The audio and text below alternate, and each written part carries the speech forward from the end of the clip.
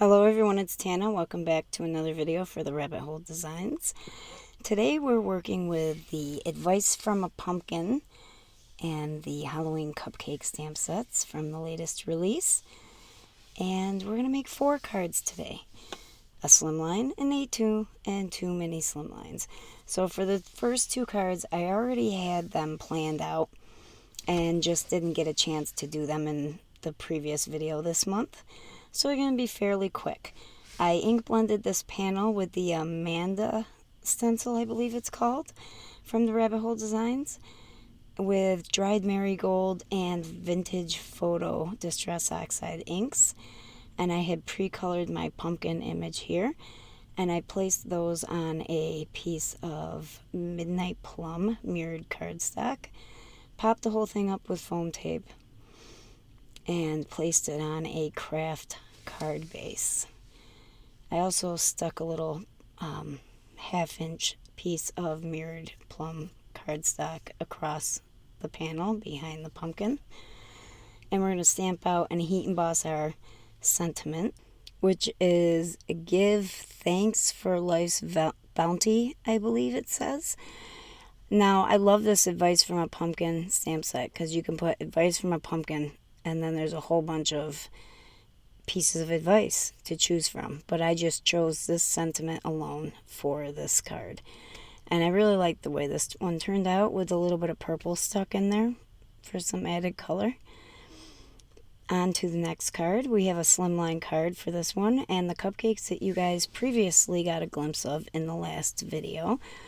So I used some Twisted Citron and it's a purple Distress Oxide. I can't remember if I used Wilted. I believe it was Wilted Violet, but it might have been Dusty Concord.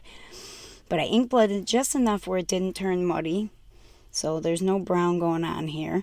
Stuck a piece of orange cardstock behind there as a mat, and I'm using a green card base.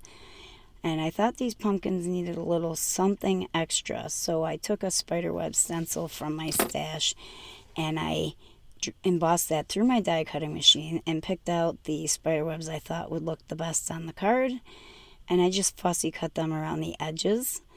So we have 2 whole spiderwebs and then a half a spiderweb for the middle.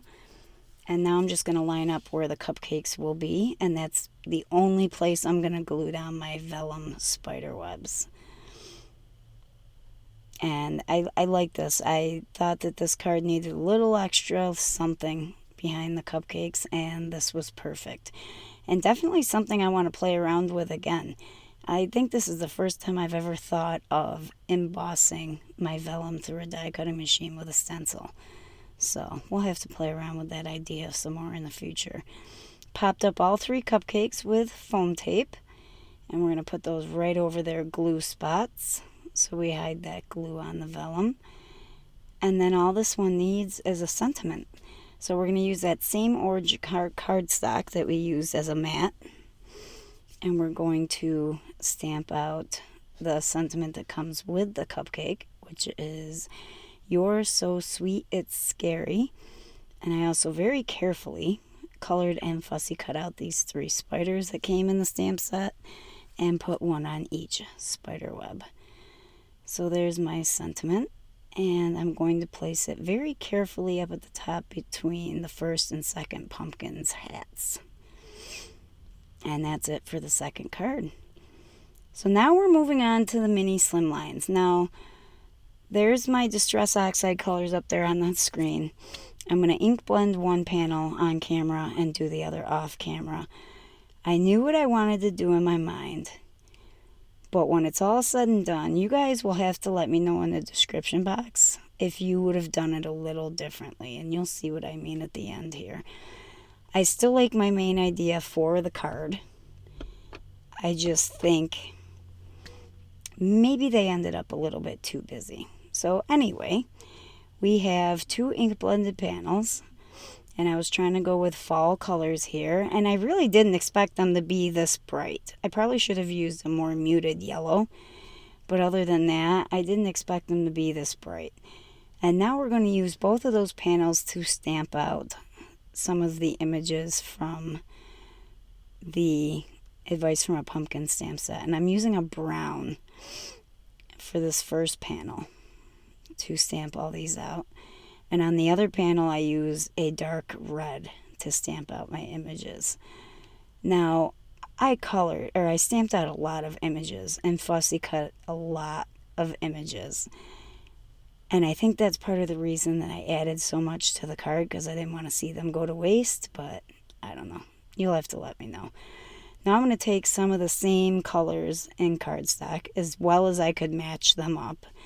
And I'm going to start cutting some strips. And I'm not measuring. I'm just trying to make sure I have some that are thick, some that are thin, some that are longer than others. And I didn't want to use the same craft that I used in the previous card as a card base. So I used like a very light tan cardstock for the cream or tan. Or brown, you might want to say. I didn't want to use a dark brown cardstock. Now I'm taking some very wide double-sided adhesive, and I'm covering four. You don't see it, but I do 4 of them. Mini slimline card fronts, so 3.5 by 6.5, and then I'll just trim them down. And I'm going to start to lay out my strips. Now, I did it so I could conserve as much as possible because I knew I wanted to play around with the background. So I did 2 diagonally striped and tried to lay them as close to the edge as I could. And then I do 2 up and down stripes. Now, vertical stripes. You might notice as I'm laying these down that there are a couple tiny corners that are missing on the top or the bottom. And that's because I should have made my yellow and my red strips a little bit longer, but it didn't matter because I knew I'd be trimming the panels down, so that didn't bother me.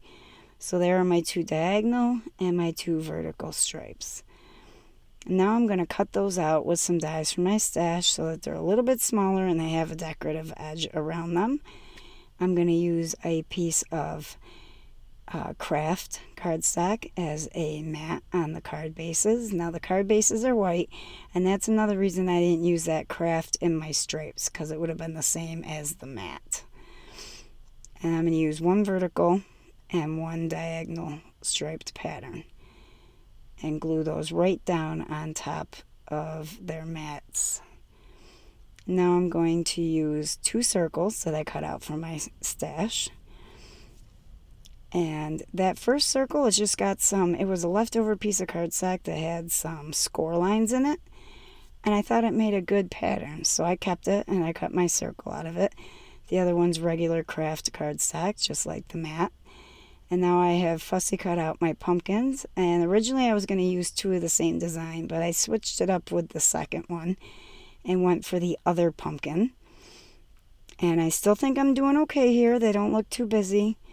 I stamped out Advice from a Pumpkin, once in green on craft and once in red on craft. And then I stamped out Think Big and Keep Growing. I think this is where I made the mistake here, as it was such a shame to have all those very small, very cute images. And I started to lay them out like flowers were falling from the sentiment strips. And I did that on both of them. And then I even added some espresso jewels to like the center of the flowers and a couple around the pumpkins. So, I don't know.